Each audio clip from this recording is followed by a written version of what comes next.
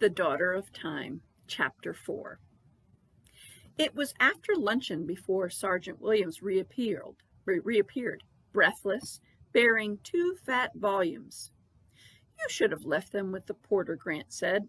"I didn't mean you to come sweating up here with them." "I had to come up and explain. I had only time to go to one shop, but it's the biggest in the street. That's the best history of England they have in stock. It's the best there is anywhere, they say." He laid down a severe-looking sage-green tome, with an air of taking no responsibility for it. They had no separate history of Richard III. I mean, no life of him, but they gave me this. This was a gray affair with a coat of arms on the wrapper. It was called The Rose of Raby. What is this? She was his mother, it seems. The rose in question, I mean. I can't wait. I'm due in at the yard in 5 minutes from now, and the super will flay me alive if I'm late. Sorry, I couldn't do better. I'll look again first time I'm passing, and if these are no good, I'll see what else I can get." Grant was grateful and said so. To the sound of William's brisk departing footsteps, he began his inspection of the best history of England there is. It turned out to be what is known as a constitutional history, a sober compilation lightened with improving illustrations. An illumination from the Luttrell Psalter decorated the husbandry of the 14th century, and the contemporary map of London bisected the Great Fire. Kings and queens were mentioned only incidentally. Tanner's constitutional history was concerned only with social progress and political evolution, with the Black Death and the invention of printing and the use of gunpowder and the formation of the trade guilds and so forth. But here and there Mr. Tanner was forced by horrid germaneness to mention a king or his relations, and one such germaneness occurred in connection of the invention of printing. A man called Claxton came out of the Weald of Kent, a draper's apprentice, to a future Lord Mayor of London, and then went to Bruges with the 20 merks his master left him in his will. And when, in the dreary autumn rain of the Low Countries, 2 young refugees from England fetched up on those low shores in a very low water, it was the successful merchant from the Weald of Kent who gave them succor. The refugees were Edward IV and his brother Richard, and when in turn of the wheel Edward came back to rule England, Claxton came too, and the first books printed in England were printed for Edward IV and written by Edward's brother-in-law. He turned the pages and marveled how dull information is deprived of personality. The sorrows of humanity are no one's sorrows, as newspaper readers long ago found out. A frisson of horror may go down one's spine at wholesale destruction, but one's heart stays unmoved. 1,000 people drowned in floods in China are news. A solitary child drowned in a pond is a tragedy. So Mr.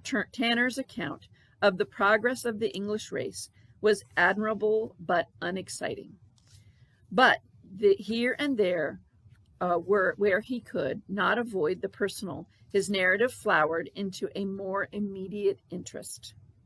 In extracts from the Pastons' letters, for instance, the Pastons had a habit of sandwiching scraps of history between orders for salad oil and inquiries as to how Clement was doing at Cambridge, and between 2 of those domesticities appeared the small item that the 2 little York boys, George and Richard, were living in the Pastons' London lodgings, and that their brother Edward had come every day to see them. Surely, thought Grant, dropping the book for a moment on the counterpane and staring up at the now invisible ceiling. Surely never before can anyone have come to the throne of England with so personal an experience of the ordinary man's life as Edward and his brother, Richard, and perhaps only Charles II after them. And Charles, even in poverty and flight, had always been a king's son, a man apart. The two little boys who were living in the Pastons' lodgings were merely the babies of the York family, of no particular importance at the best of times, and at the moment when the Paston letter was written without a home and possibly without a future. Grant readied for the Amazon's history book to find out what Edward was about in London at that date, and learned that he was collecting an army. London was always Yorkist in temper, and men flocked with enthusiasm to the banner of the youthful Edward, said the history book. And yet young Edward, aged 18, idol of a capital city, and on the way to the first of his victories, found time to come every day to see his small brothers. Was it now, Grant wondered, that the remarkable devotion of Richard to his elder brother was born? An unwavering, lifelong devotion that the history books not only did not deny, but actually used in order to point the moral. Up to the moment of his brother's death, Richard had been in all vicissitudes his loyal and faithful helpmeet. But the opportunity of a crown proved him too much for him. Or in the simpler words of the historical reader, he had been a good brother to Edward, but when he saw that he might become king, greed hardened his heart. Grant took a sideways look at the portrait and decided that the historical reader was off the beam. Whatever had hardened Richard's heart to the point of murder had not been greed. Or did the historical reader mean greed for power? Probably. But surely Richard must have had all the power that mortal man could wish. He was the king's brother, and rich. Was that short step further so important that he could murder his brother's children to achieve it? It was an odd setup altogether. He was still mulling it over in his mind when Mrs. Tinker came in with fresh pajamas for him and her daily précis of newspaper headlines.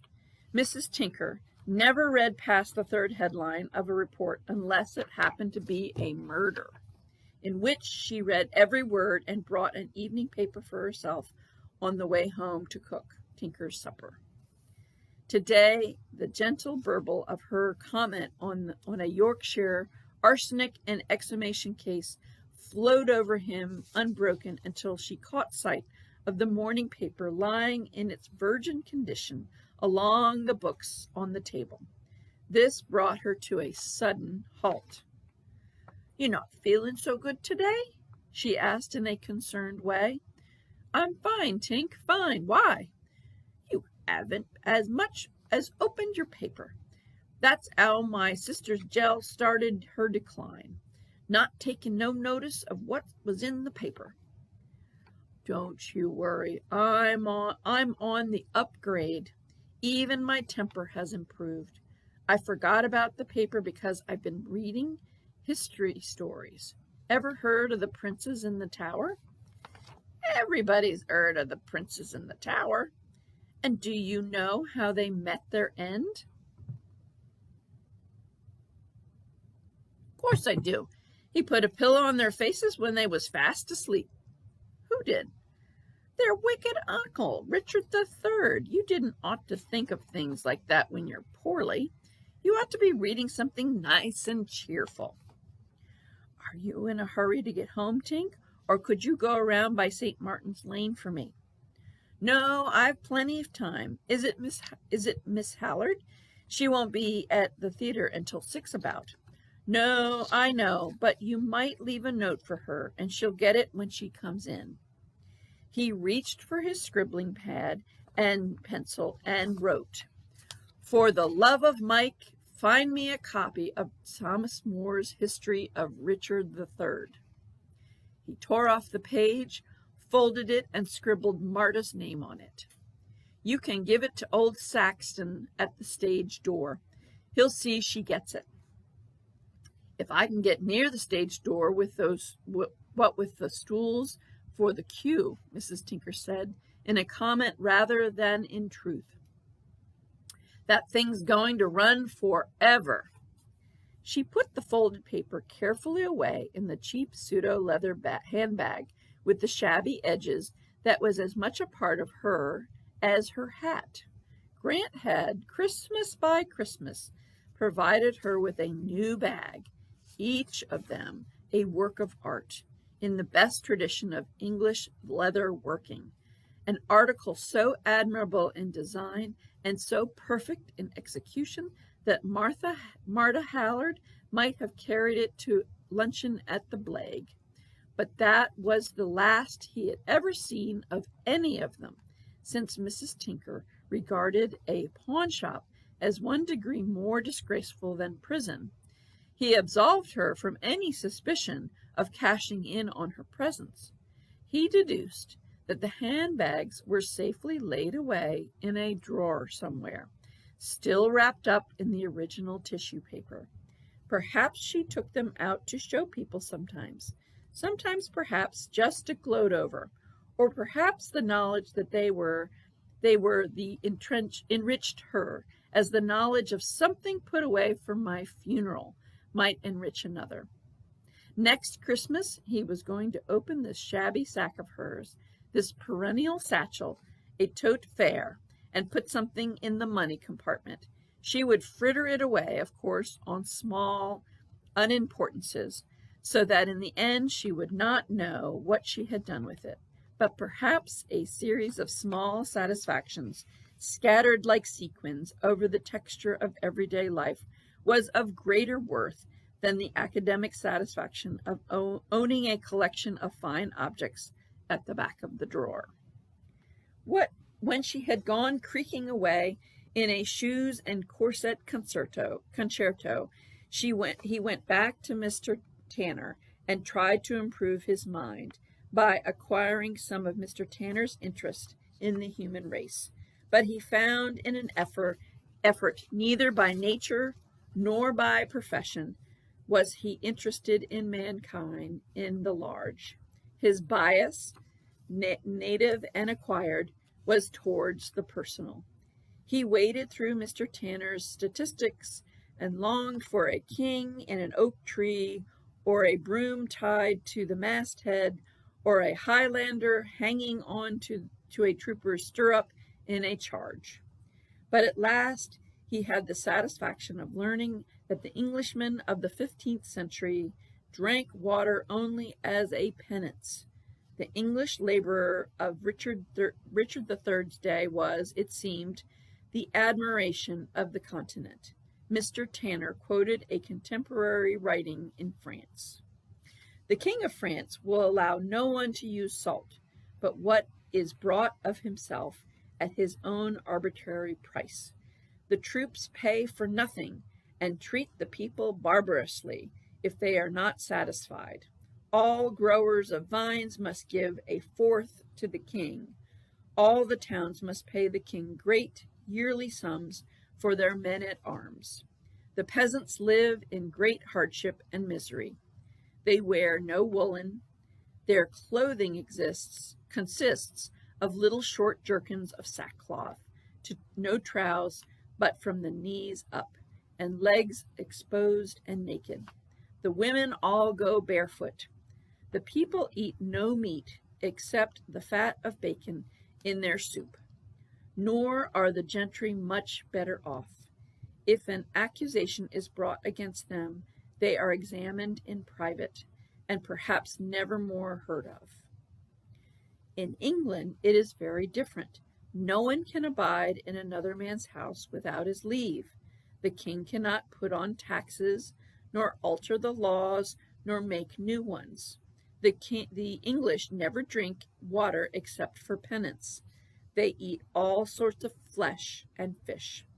They are clothed throughout in good woolens and are provided with all sorts of household goods. An Englishman cannot be sued except before the ordinary judge. And it seemed to Grant that if you were very hard up and wanted to go to see what your Lizzie's firstborn looked like, it must have been reassuring to know that there was shelter and a handout at every religious house, instead of wondering how you were going to raise the train fare. That green England he had fallen asleep with last night had a lot to be said for it. He thumbed through the pages of the 15th century, looking for personal items, for individual reports that might, in their single vividness, illumine the scene for him as a spotlights that desires part of a stage. But the story was distressingly devoted to the general. According to Mr. Tanner, Richard III's only parliament was the most liberal and progressive within record, and he regretted, did the worthy Mr. Tanner, that his private crimes should have militated against his patent desire for the common weal. And that seemed to be all that Mr. Tanner had to say about Richard III, except for the Pastons chatting indestructibly through the centuries. There was a dearth of human beings in the record of humanity.